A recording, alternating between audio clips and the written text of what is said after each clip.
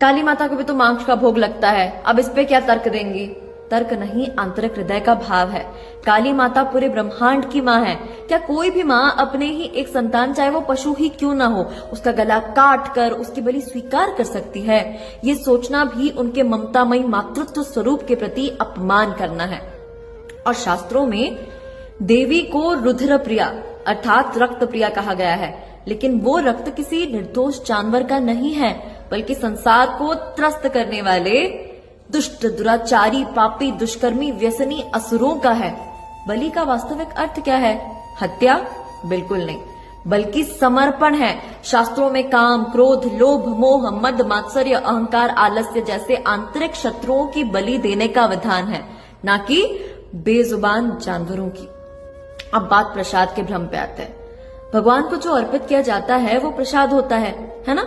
लेकिन तामसिक लोग अपनी जीभ के स्वाद के लिए मांस चढ़ाते हैं और उसे प्रसाद का नाम देते हैं। देवी कभी तामसिक भोजन स्वीकार नहीं करती हैं। सात्विक पूजा का विधान है भैया।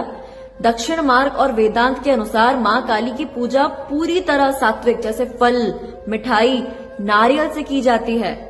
तामसिक पूजा केवल उन लोगों के लिए थी जो अपने इंद्रियों पर नियंत्रण नहीं कर सकते थे, ताकि वो एटलीस्ट कम से कम नियम में बंधे तो रहे।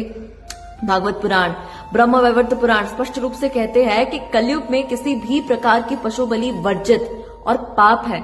हिंदू धर्म का मूल आधार सदा सर्वदा से अहिंसा है। बुद्ध आदि शंकराचार्य जैसे महान संतों ने शास्त्रों की सही व्याख्यान करते हुए पशु बलि का विरोध किया है। और माँ काली को गुड़हल के फूल, खिचड़ी, नारियल इत्यादि अत्यंत प्रिय है। असली पूजा श्रद्धा से होती है, हिंसा से नहीं। शास्त्र चेतावनी तक देते हैं कि जो व्यक्ति धर्म के नाम पर पशु की हत्या करता है उसे अगले जन्म में उसी पशु द्वारा मारे जाने का दंड का भुगतान करना पड़ता है। माँ काली काल, समय की अधिष्ठात्री देवी है।